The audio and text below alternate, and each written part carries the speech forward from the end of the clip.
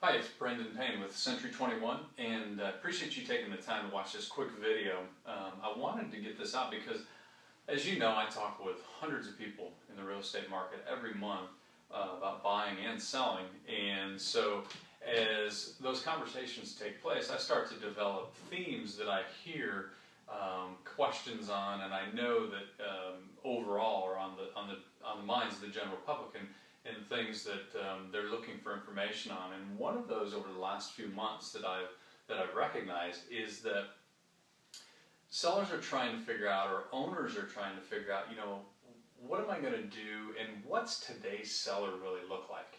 As you go through different markets, then there becomes almost a myth or a perception of what a buyer's doing in a market or what a seller's doing in a market. So, use an example of the last 3 to 4 years in our market, and most people would look at the potential buyer and classify them as someone who's looking to steal a property, looking to take advantage of the buyer's market, looking to get a deal, investors, sharks, all those terms come into play, when in reality sometimes it might be true and sometimes it might be completely off base and somebody's just looking to buy a home to live in.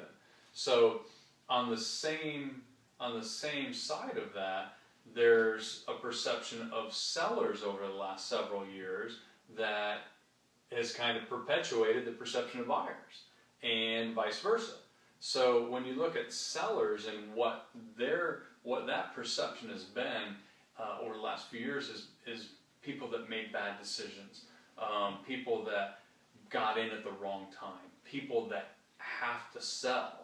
And frankly, through a period of time when the amount of short sales and the foreclosures, there was some truth to that. And there were a lot of distressed sellers in the market, and there were a lot of people that if they didn't sell, then financially they wouldn't be able to keep it over a certain period of time. So it's important to really now look and see, as the market transitions, what's a seller look like? And who is today's seller? So the first thing that I wrote down that would describe them is the majority, and of course there's always going to be an exception to the rule, but the majority of sellers in our market right now don't have to sell. Financially, they could keep the property long term. It's not a question of not being able to make the payments. They're just deciding to sell for any number of reasons, but it's typically not a have to. Most of the time, what it has to do with is an opportunity somewhere else. Now, that somewhere else could be same neighborhood, different home, different neighborhood, different home, different market, different home, or a completely different investment if they're cashing out of one investment that's a real estate entity and getting into, say, the stock market. So there's any number of different reasons, but most people right now that are selling aren't selling because they have to. They're selling because there's a better opportunity long-term, or something that they can do that makes more sense with their money. Now, how do they come up with these? Well, the difference in how they're coming up with these reasons is that now they're very logic-based. So instead of making emotional decisions and decisions wrapped around, I spent $400,000 on this property and now it's worth $295,000, and instead of looking at that and saying, man, I can't believe that I did that, how am I going to make that back? They're looking at it and saying, okay, logically, what makes the most sense? Am I going to hold to try to get to that number again, or do I need to cut my losses now and go move on and do something else? Big shift from emotion to logic. And logic is typically associated with financial decisions. So you can see now they're starting to make better decisions financially because they've eliminated the emotions from it. I'm also seeing that they're making more long-range decisions. So instead of, in the past, the conversations it's amazing the amount of conversations that I would have, and I would hear things like, well, I'm hoping that it gets better in the spring. So there was a short time period that they were looking at and saying, I'm hoping this changes, or I'm anticipating this changes, or this has got to get better, but there was a short time period within their expectations. So they were really looking for a quick turnaround. And that, in my opinion, goes a lot to the perception that people feel like the market crashed when we had the downturn. And in reality, the market didn't crash.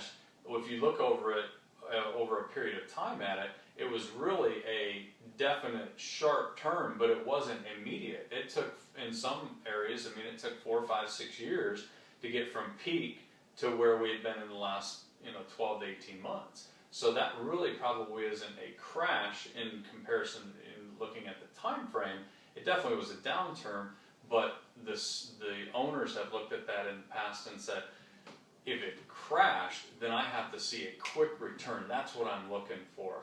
Now they're making decisions on, okay, this might be the new normal for a while. So what's that look like for me, and how long am I committed if I'm a seller and it's going to keep me from moving, or it's going to keep me from this other investment? So they're making long range plans and saying, it is what it is right now.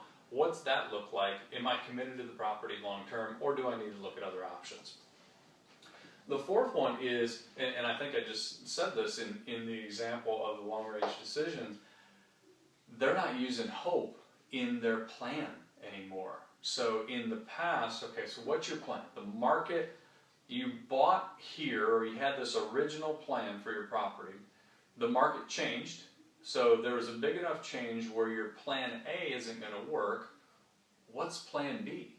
And their plan B would always include words or plans as far as, I hope this changes, I hope this turns around, I hope the market gets better, I hope they start lending, I hope buyers come in the market. All those things now, there's not much hope. There's not much hope in those conversations. So what they're looking for is, show me reality, show me what's really happening. I'm going to take the word hope out of my vocabulary because I can't control it. Let's look at the things that I can control and I know are true, and then start making a plan off there. Now, we all hope that prices continue to go up every single day, obviously, but they're not making that as part of their plan because they found out that we can't count on that. There's not anything that we can duplicate. We can just hope. So that's not part of their plan on their property anymore. And then last is, and this is probably the most prominent characteristic, is they're seeking information from experts. So I get calls on a monthly basis. I get emails on a daily basis from people that are wanting to stay in the loop, so to speak, or keep a good handle on what's happening in the market for their type of properties. That's why I stay in touch through the email so much with market updates, so that you understand exactly what's happening, because I know that today's seller is looking for information that they can sit down, sift through, make sure that they have a clear picture on what's happening in the market. And once they get a clear picture of what's happening in the market, they're informed. And when they're informed, then they have options. And the options will give them the ability and the empowerment to make the right decision at the right time for them. So even the people that will call and pick up and say, I'm still not ready to do anything, that's completely fine with me, because the information that I'm getting them is the important part. It's going to be different for every single person out there when they determine it's right to buy or to sell a property, but the information is the consistent thing that they need in order to know when it's the right time. So I want to share this with you because it has changed, and sellers are in a little bit different position, and they look different as far as the things that they are, the things that they're requiring and the things that they're searching for when they make decisions, and it's a good thing. They're making decisions logically based on long-term plans, and they're not looking for that magic pill anymore and that quick turnaround. They're actually trying to find out, show me what the market's doing, then I can determine whether or not it makes sense for me right now, and seek the information from an expert to give them an idea of what can I expect going forward. So if I can help you with anything else on this topic or anything real estate related, please give me a call anytime or drop me an email. And again, thanks so much, and have a great day.